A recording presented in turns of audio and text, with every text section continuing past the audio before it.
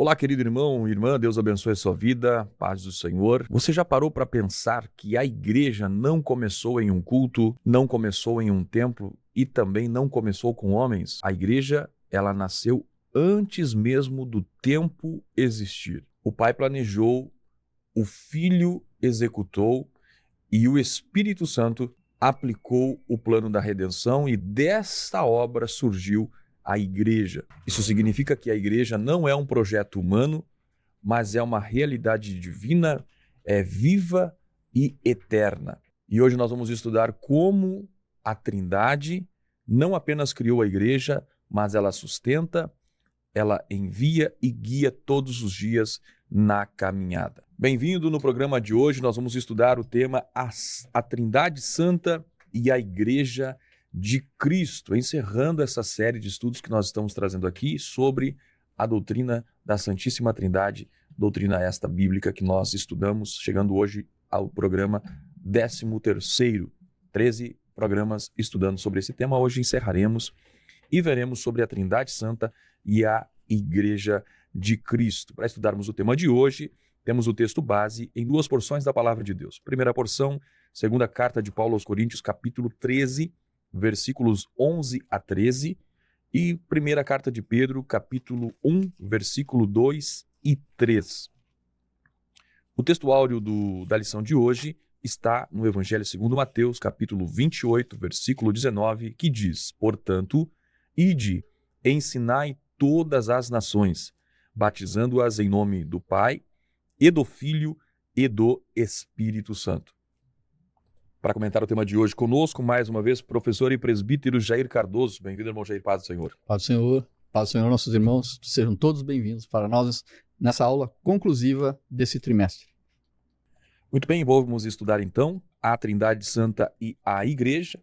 Muitas vezes algumas pessoas podem pensar que a Igreja é apenas um ajuntamento de pessoas, uma comunidade que crê em Cristo, mas quando a gente vai observar a Bíblia Sagrada, a gente percebe, irmão Jair, que a igreja, ela é mais do que isso. Ela é resultado de uma obra, de um plano eterno, tanto do Pai, como do Filho e também do Espírito Santo. A Bíblia, como nós já estudamos em outras ocasiões, revela que a salvação, ela é uma obra da Trindade, do Pai, do Filho e do Espírito Santo, e o Pai que estabelece o plano da redenção, é o Filho quem executa esse plano por meio da sua morte e ressurreição, e o Espírito Santo, irmão Jair, é aquele que aplica esta obra na vida dos crentes.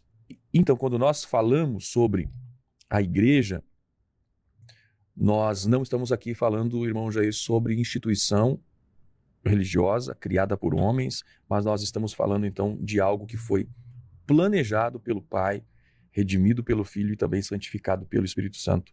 E entender isso, o que é a igreja e o plano de Deus para ela, é muito importante porque mostra qual é a verdadeira identidade da igreja. E a igreja, ela não existe por causa de estruturas humanas, ela não existe por questões de tradições religiosas, denominacionais, mas ela existe porque Deus decidiu criar para si um povo. E é exatamente isso, irmão Jair, que nós vamos estudar no tópico 1, sobre a Trindade e o plano redentor, onde nós vamos ver que desse plano redentor é que nasceu a Igreja de Jesus.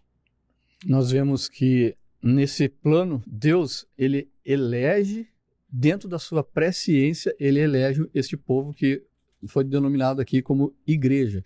E a eleição de Deus, ela é em Cristo Jesus. A eleição de Deus pela sua igreja é mediante a escolha que nós fizemos em aceitar o plano redentor executado por Jesus Cristo.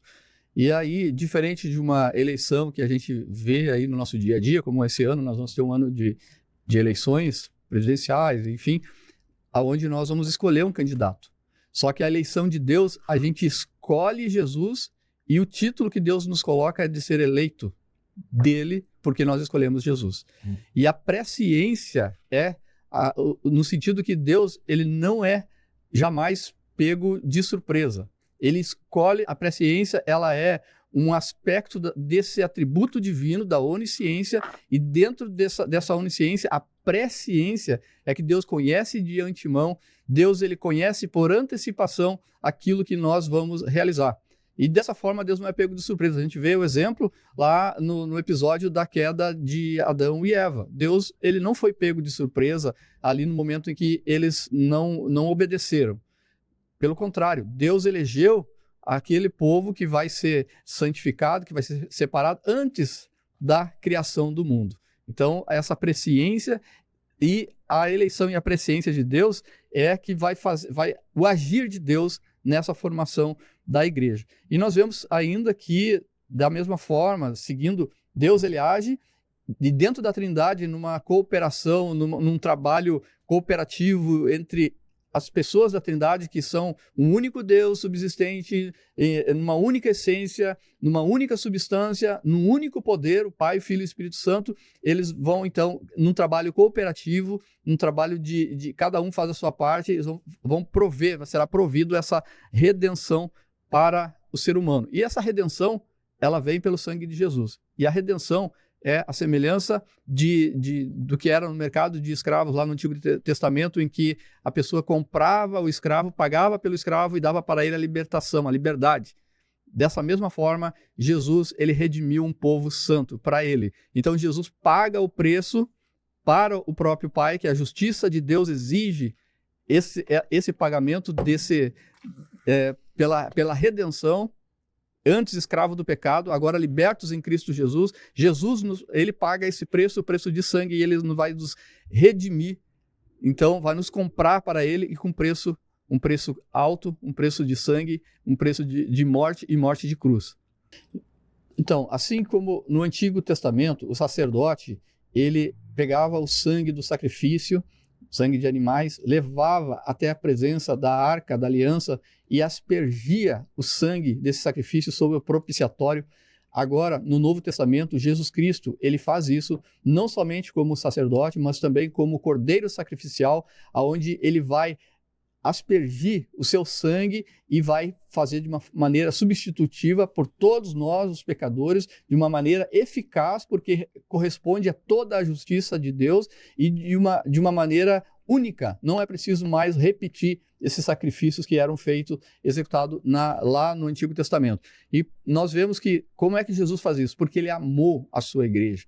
Ele deu a sua vida por nós. Ele deu o seu sangue por nós. E aqui no nosso texto, então, que Pedro escreve, que nós fomos eleitos segundo a presciência de Deus para a obediência e aspersão do sangue de Jesus. Então, por que nós fomos eleitos e escolhidos? Nós somos escolhidos em Cristo Jesus para obedecer a palavra do Senhor e também pela aspersão, exatamente por esse sangue de Jesus que foi apresentado como sacrifício substitutivo, eficaz e único, definitivo para a nossa salvação. E prosseguindo aqui no texto de Pedro, Pedro vai falar ainda que nós somos eleitos segundo a presciência de Deus Pai em santificação do Espírito. Santificação significa ser separado. Então nós somos separados do quê? Separados do pecado, da escravidão que o pecado traz para a humanidade. Então, dessa forma, nós vamos ter uma identidade cristã. Aquele que é cristão, ele tem uma identidade. Qual a identidade dele? É separado do erro, separado do pecado, separado da escravidão do pecado.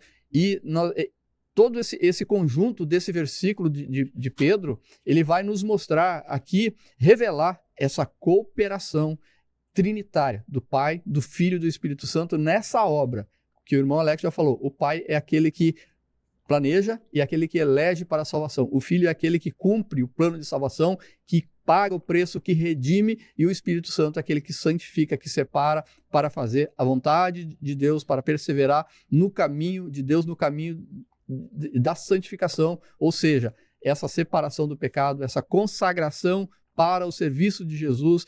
E sem a ação do Espírito Santo, a igreja não passa de uma mera instituição humana, para ser bem sutil, humana, mas muitas vezes até diabólica. Porque se o Espírito Santo não está presente, o ser humano ele vai conduzir de que forma isso? Sem a direção do Espírito Santo. Então o Espírito Santo é aquele que, sem a ação dele, a igreja não é santa, a igreja não está em Jesus Cristo e a igreja não está com o Pai, não faz parte da eleição do Pai. Do mesmo jeito, então, quando nós observamos esse primeiro tópico, nós percebemos que está muito clara a ação da Trindade na realização da salvação.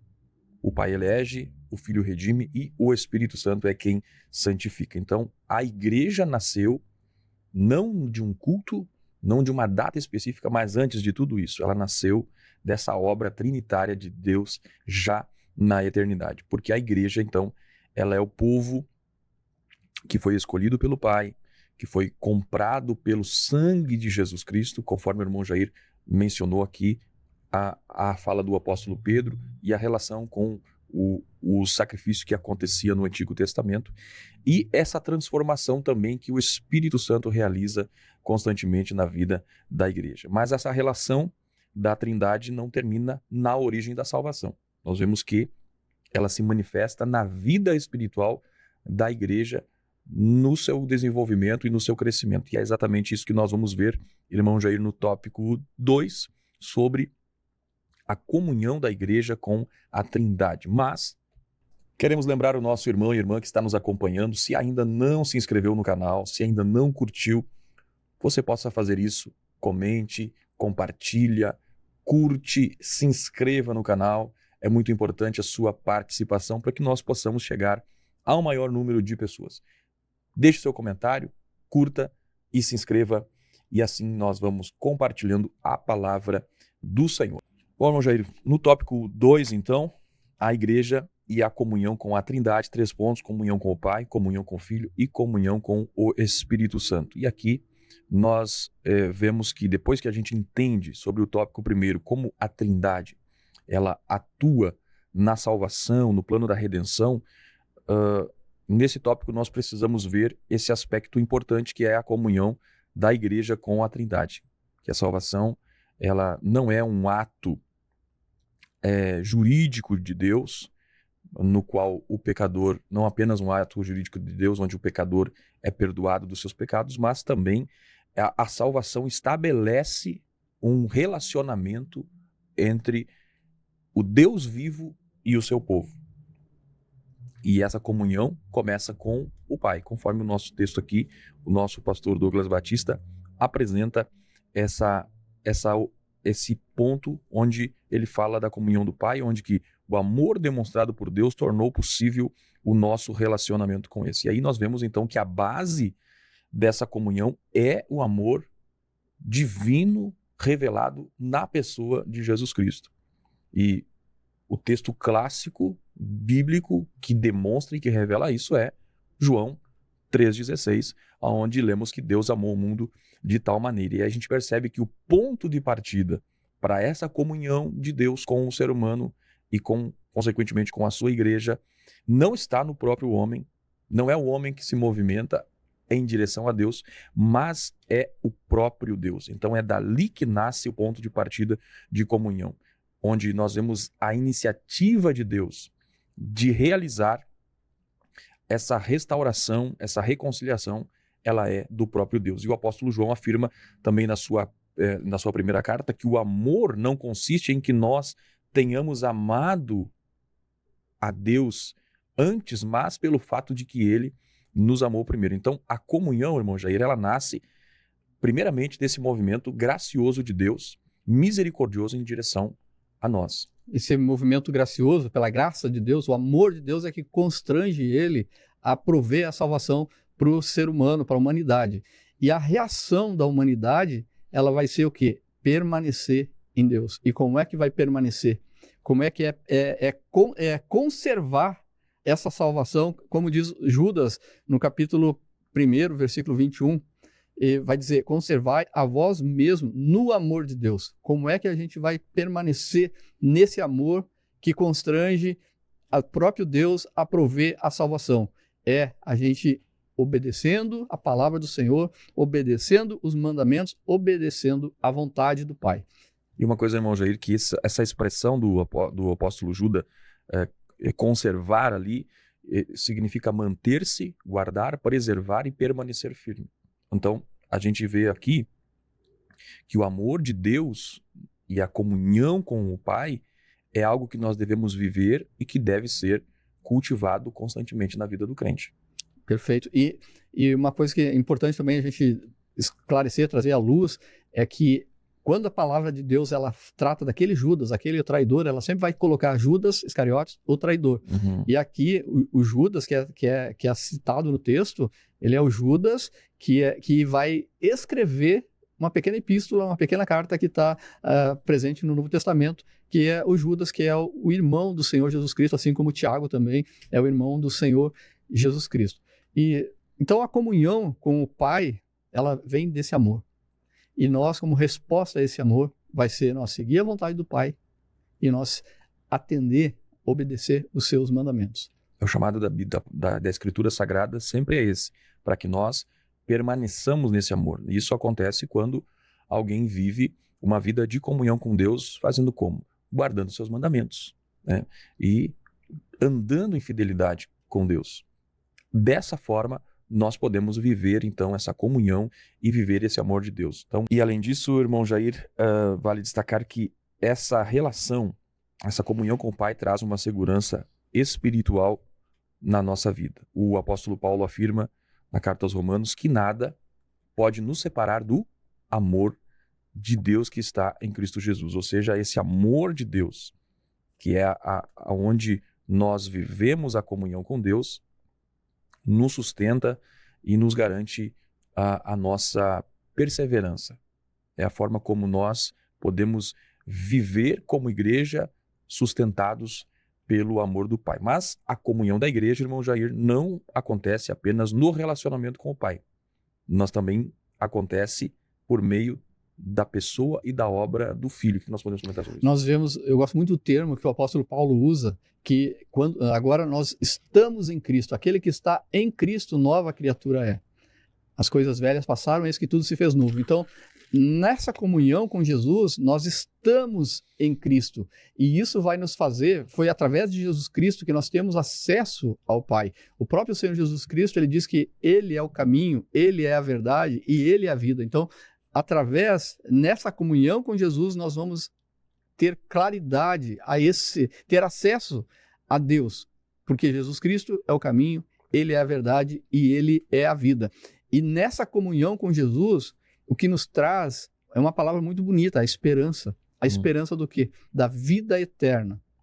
A vida eterna, e ela não começa após, lá para frente, não, ela começa no momento em que a gente nasce de novo, no momento que a gente está vivendo agora, nós já estamos vivendo parcela dessa vida eterna, e a nossa esperança, ela está no retorno do Senhor Jesus Cristo, que vai consumar toda a obra, todo o conselho de Deus, todo o plano de Deus para a humanidade, e vai então estabelecer aqui, com todo o povo, essa paz do reino de Deus. Então nós vemos que a vida eterna, ela não é apenas uma realidade futura, porque estar em Cristo hoje é requisito essencial para nós termos essa bênção. Então para nós já é uma bênção. Nós estarmos em Cristo, já estamos vivendo parte dessa vida eterna. E eu observo, irmão Jair, que o irmão citou sobre a declaração de Jesus, que eu sou o caminho, a verdade e a vida, ninguém vem ao Pai senão por mim, mostra o aspecto de que Cristo é o único mediador entre Deus e os homens, né? E o apóstolo Paulo, inclusive, na sua primeira carta, ele vai reforçar dizendo que há só um mediador entre Deus e os homens, Jesus Cristo. Então a gente vê que a comunhão nossa com Deus só vai acontecer de uma maneira, quando nós estamos em Cristo, porque é em Cristo que nós recebemos perdão, é em Cristo que nós recebemos a reconciliação, é em Cristo que, como o irmão já falou, nós recebemos e vivemos já no tempo presente a vida eterna. Então é somente através de Cristo que nós podemos ter a comunhão com o Pai, e Ele é o único mediador para essa salvação entrar. Isso, nós vemos também que a comunhão, ela é com o Pai, ela é com o Filho e ela é também com o Espírito Santo, porque não tem como separar esse Deus único, triuno, que subsiste na palavra, que em três pessoas distintas, mas é a mesma substância, a mesma essência, o mesmo poder. Então, nessa comunhão, não tem como a gente ter comunhão com Jesus e não ter comunhão com o Espírito Santo. Não tem como a gente ter comunhão com Deus e não ter comunhão com Jesus Cristo. Nós vamos ter comunhão com esse Deus único, com esse Deus triuno, e dessa forma a palavra vai nos mostrar aqui como nós estamos interpretando diferentemente para cada pessoa, e agora em especial para o Espírito Santo, é que o Espírito Santo ele vai trazer o aspecto vital da fé em Cristo. Ou seja, o Espírito Santo ele nos vivifica. Ele nos traz vida e é como se fosse o oxigênio da nossa alma, o oxigênio do nosso espírito, que vai nos manter vivo nessa viva esperança, né, de Jesus Cristo, nessa viva esperança da vinda de Jesus. E da mesma forma que Jesus foi dependente do Espírito, como homem aqui no ministério terreno dele, nós também precisamos, para ter essa comunhão ativa com o Espírito Santo, nós ter essa dependência, porque é o Espírito Santo que vai nos capacitar, é o Espírito Santo que vai nos ensinar. O apóstolo Paulo, na sua conhecida bênção apostólica, na sua primeira carta aos Coríntios, capítulo 13, versículo 14, Paulo diz: a graça do Senhor Jesus Cristo, o amor de Deus e a comunhão do Espírito Santo seja com todos vós. Observa que o apóstolo Paulo mostra que a comunhão com o Espírito Santo é algo essencial para a existência da igreja. Por quê? A declaração de Paulo ali para comunhão significa participação, compartilhar, união íntima. A igreja que não tem comunhão com o Espírito Santo, ela não possui vida em si mesma, né? E o Espírito Santo ele não vai agir apenas na vida do crente, mas ele vai estabelecer uma comunhão viva com a igreja.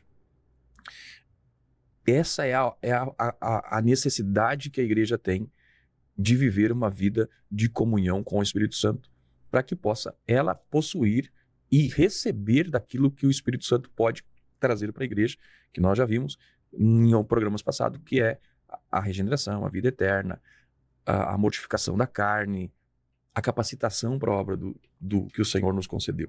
Então, essa comunhão com o Espírito Santo é algo muito importante, meu jeito. E além dessa identidade que o Espírito Santo traz para a igreja do Senhor, o Espírito Santo também traz a unidade. Uma unidade do corpo de Cristo, a unidade da igreja. Ou seja, o mesmo parecer, uma mesma fé, o mesmo dom, a mesma palavra, né? Tudo isso vai promover essa comunhão, vai trazer essa unidade do corpo de Cristo, que essa unidade ela não vai ocorrer por meio de celebrações, de estar todo mundo reunido ali, mas nessa perseverança pelo Espírito, quando o crente ele vive em amor, esse amor que vem de Deus, que nos é transmitido, que ele é uma capacitação, é um atributo de Deus que nos é comunicado. E da mesma forma que Deus nos ama, que nós também amamos, deveremos amar uns aos outros. Tanto que Jesus disse: um novo mandamento vos dou, que vos ame uns aos outros, assim como eu vos amei. Está lá em João capítulo 15. E quando nós olhamos, irmão Jair, sobre essa comunhão com o Espírito Santo, é uma das coisas que é uma das características da nova aliança, pois não era assim no Antigo Testamento o relacionamento dos homens com o Espírito Santo, que a gente já viu que o Espírito Santo vinha, capacitava, mas agora na nova aliança ele habita no crente, no interior de cada um, e ele vai gerar na nossa vida uma aplicação da obra da redenção, como nós já estudamos em programas passados. Então essa comunhão com o Espírito Santo vai envolver o quê? Uma dependência, uma submissão nossa à sua direção.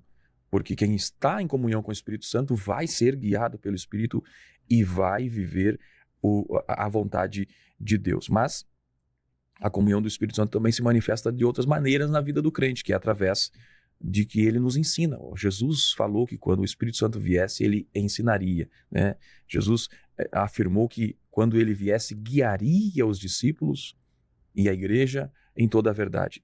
Mas não somente isso, ele vai consolar, ele vai fortalecer, ele vai também realizar a obra da santificação, ele vai moldar a nossa vida e nos formar de acordo com o caráter de Cristo. Então, veja bem, obviamente nós estamos aqui estudando as pessoas, no caso, e o relacionamento das pessoas da Trindade com a igreja, veja como é a dispensação que nós estamos vivendo agora, a dispensação do Espírito Santo. Importante agir e o crente estar em comunhão com ele.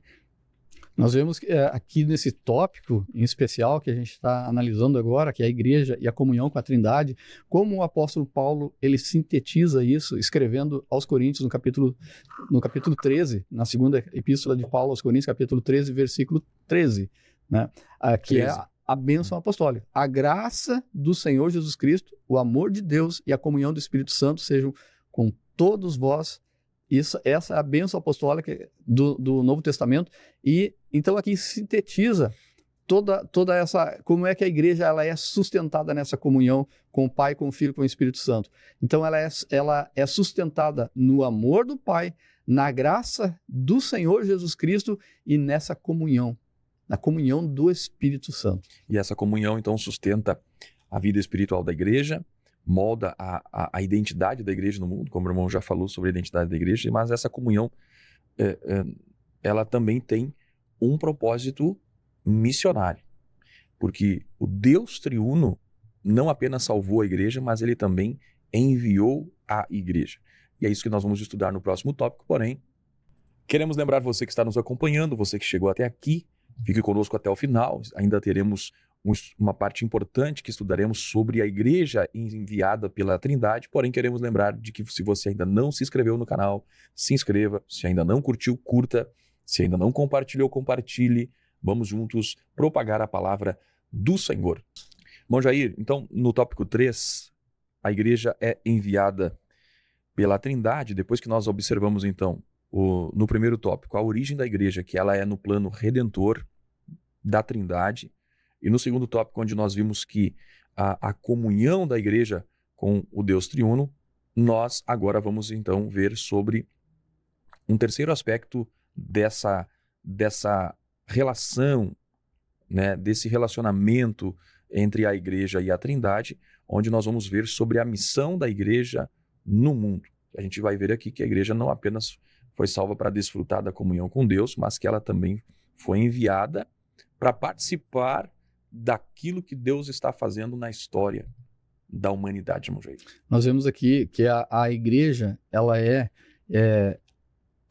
recebe de Deus, através da Trindade, a oportunidade de participar dessa grande obra da salvação. E como é que a igreja vai fazer isso? Proclamando.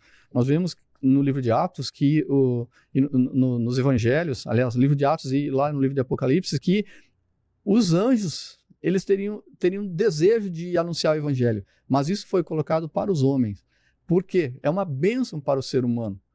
Até mesmo uma questão de justiça. Como é que você vai convencer o homem com um ser sobrenatural que é superior a você? É muito mais fácil enviar um anjo e dizer, olha, você tem que seguir o evangelho de Jesus Cristo, assim, conforme a palavra está dizendo. Mas Deus escolheu o homem. Por quê?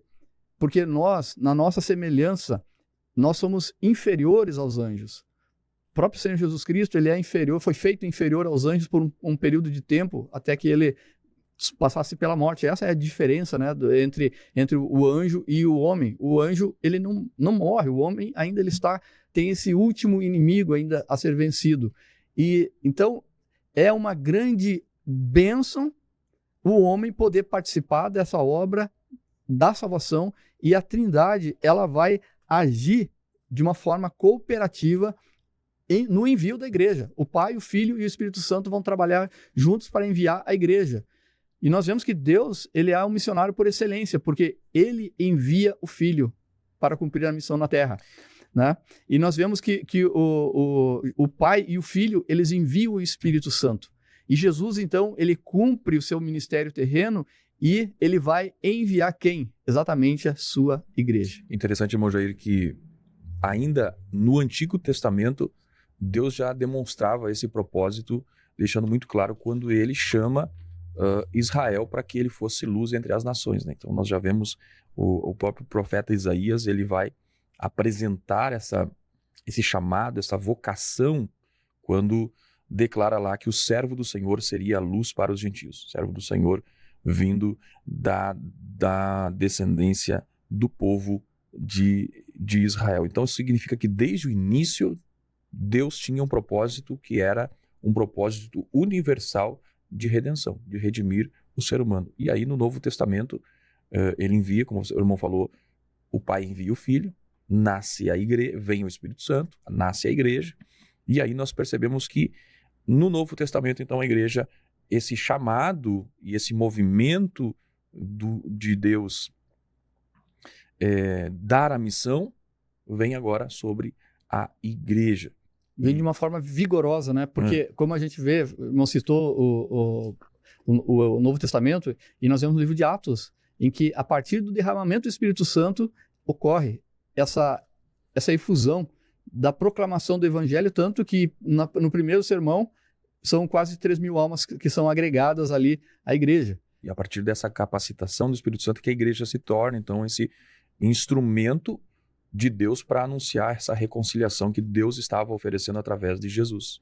Então, essa missão de anunciar o Evangelho, ela não é uma ideia que veio a posteriori. Não, ela é um plano de Deus, é um plano eterno do Pai que cumpriu enviando o Filho, e esse envio do Filho, ele é exatamente o ponto culminante, o ápice desse propósito de Deus, e a bênção nossa é a igreja, nós participar da igreja e sermos chamados a participar dessa missão que, como corpo de Cristo no mundo, proclamando o Evangelho. Então a gente vê, irmão Jair, que a missão da igreja não é um projeto humano e também não é uma estratégia religiosa, denominacional, mas a missão da igreja é a continuação do propósito eterno do Pai. E aí a gente vê quando uma igreja não se propõe, não se preocupa, não respira evangelização, ganhar almas, alcançar o mundo, ver-se um distanciamento de uma das características pelas quais Deus escolhe a igreja, Deus elege a igreja pela sua presciência, como nós já vimos, pela sua eleição. Então, quando a igreja proclama o evangelho, aí sim, ela está participando daquilo que Deus decidiu realizar na história da redenção. Mas, irmão Jair, o Pai, ele não apenas estabelece o propósito da missão, que é o que nós vimos nesse ponto. Esse propósito, ele vai se concretizar de uma maneira plena na pessoa e na obra do seu Filho. Que comissionado pelo Pai, agora ressurreto, Jesus Cristo, ele vai enviar a sua igreja. Uhum. Né? Ele vai passar, então, essa grande comissão para a igreja, que é ir e ensinar todas as nações a respeito do Evangelho e batizar em nome do Pai, do Filho e do Espírito Santo, a forma trinitária do batismo. E essa tarefa de nós anunciar, ela vai trazer duas ordenanças. A ordenança proclamadora, que é anunciar o Evangelho, anunciar que tem salvação, anunciar que o perdido tem salvação, que tem libertação, que o preço foi pago, e também ensinar. Ensinar o quê? Ensinar a guardar todas as verdades, todas as coisas que quem ensinou? Jesus. Através dos evangelhos, ele está registrado, tudo que ele ensinou, o Espírito Santo vai nos fazer lembrar. Então nós temos que proclamar, a ordenança de Jesus é ir para as nações, proclamar o evangelho, ensinar a guardar tudo o que Jesus nos ensinou. Interessante, irmão Jair, que essa declaração de Jesus, ide, portanto, fazei discípulos de todas as nações, não é uma sugestão, mas é um mandato do Senhor Jesus. Jesus não sugeriu à igreja fazer algo. Ele ordenou, ele determinou que a igreja existiu e estava sob ela essa responsabilidade. E a igreja que ela recebe de Cristo, então, uma ordem clara: anunciar o evangelho aonde? No mundo.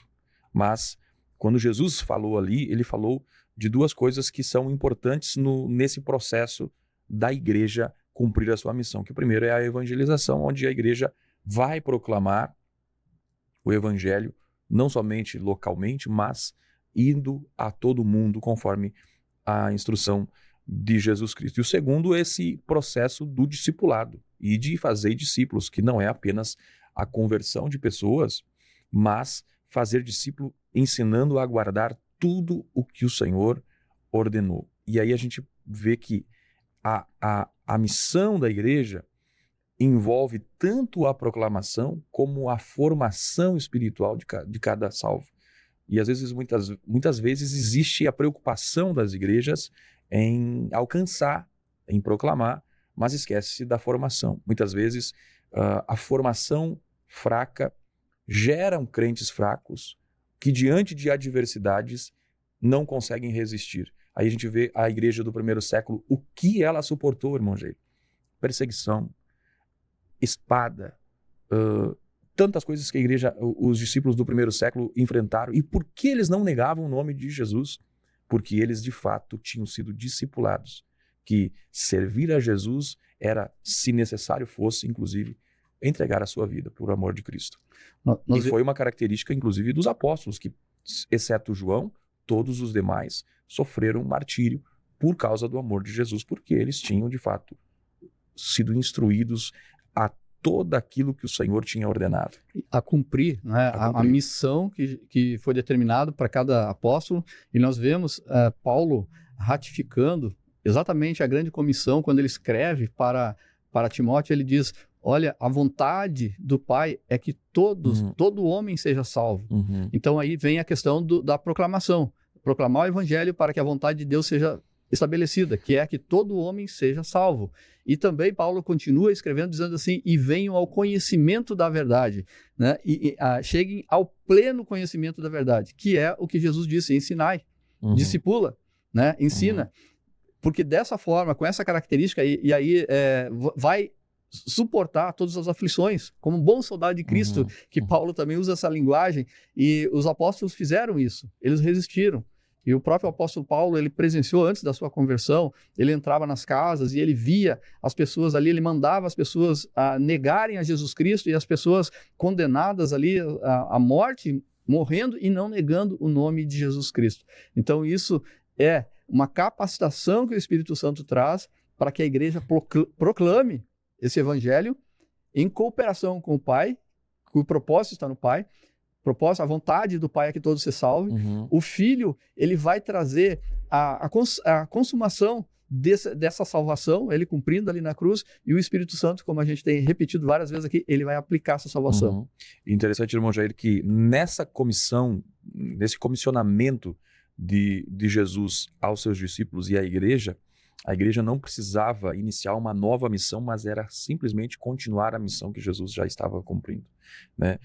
E a igreja, então, ela tem esse chamado de representar Cristo aonde quer que ela vá, no mundo inteiro, anunciar a mesma mensagem que Cristo anunciou, né?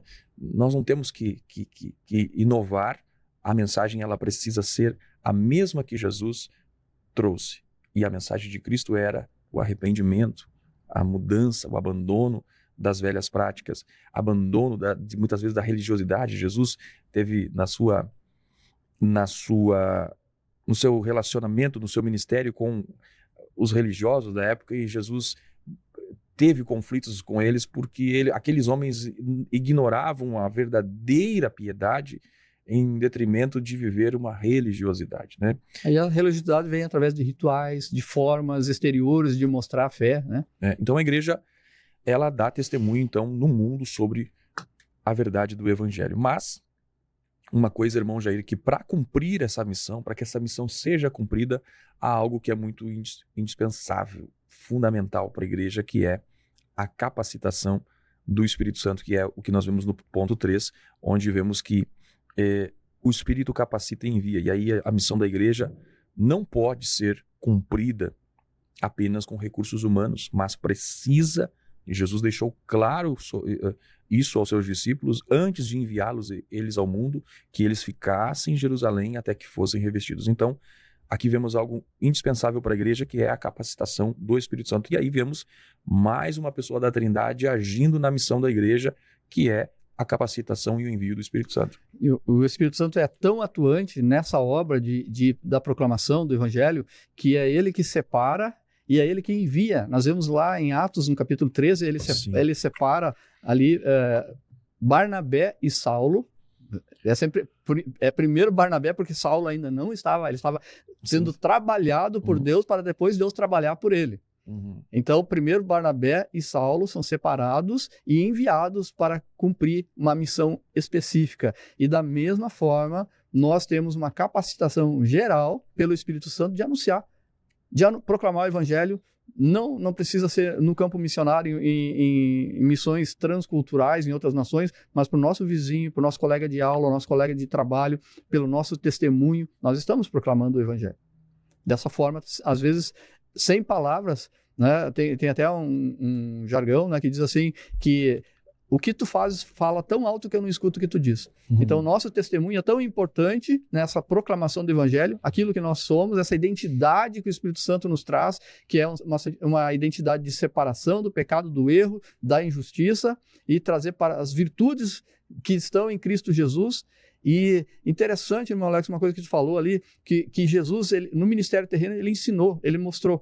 E nós a igreja está na terra, há 2000 anos, anunciando e ensinando as palavras de Jesus Cristo, que ele ministrou durante 3 anos nesse ministério terreno. E continua o mesmo evangelho, não mudou nada e não tem como acrescentar. Tentaram os homens acrescentar, tentaram retirar, mas o Espírito Santo é ele que comanda, ele está no comando e ele está nos capacitando a ensinar aquilo que Jesus ensinou.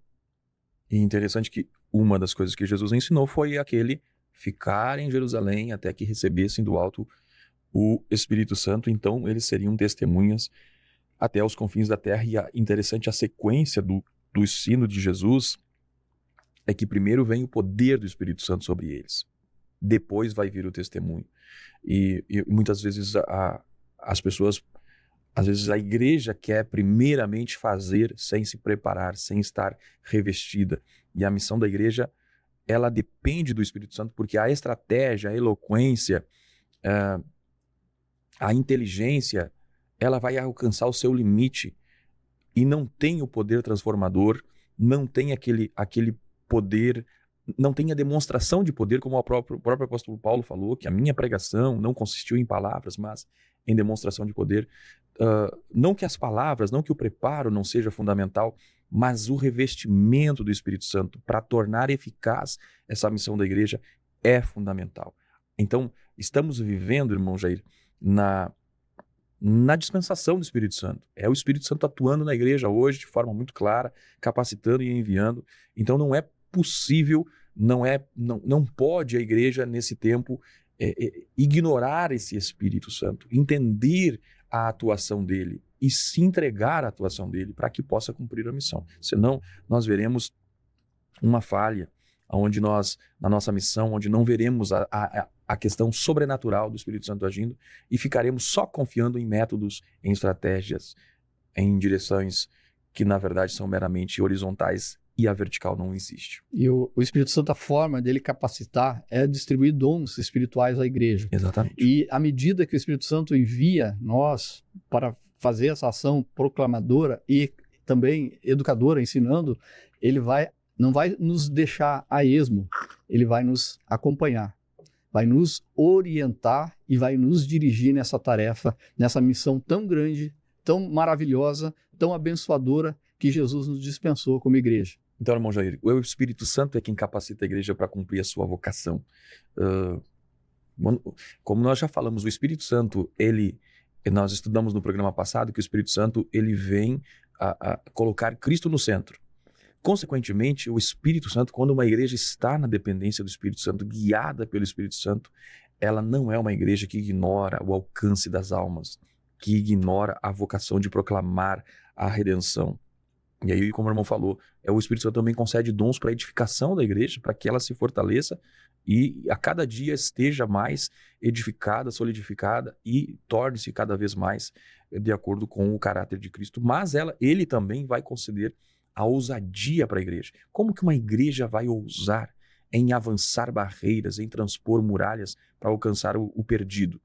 Através do poder do Espírito Santo, porque na mentalidade do homem, primeiro se analisa todos os recursos, todas as possibilidades, todas as capacidades, todos os méritos, muitas vezes humanos, ignorando o poder do Espírito Santo. Então, a ousadia de cumprir essa missão é concedida pelo Espírito Santo, irmão Jair. E ele vai dirigir a igreja em cada passo, conforme o irmão já falou, lá em Atos 13, chamando os apóstolos para serem enviados. Então, é maravilhoso nós vermos que sem o Espírito Santo, a igreja não tem vitalidade, não tem vida missionária. Isso é muito claro.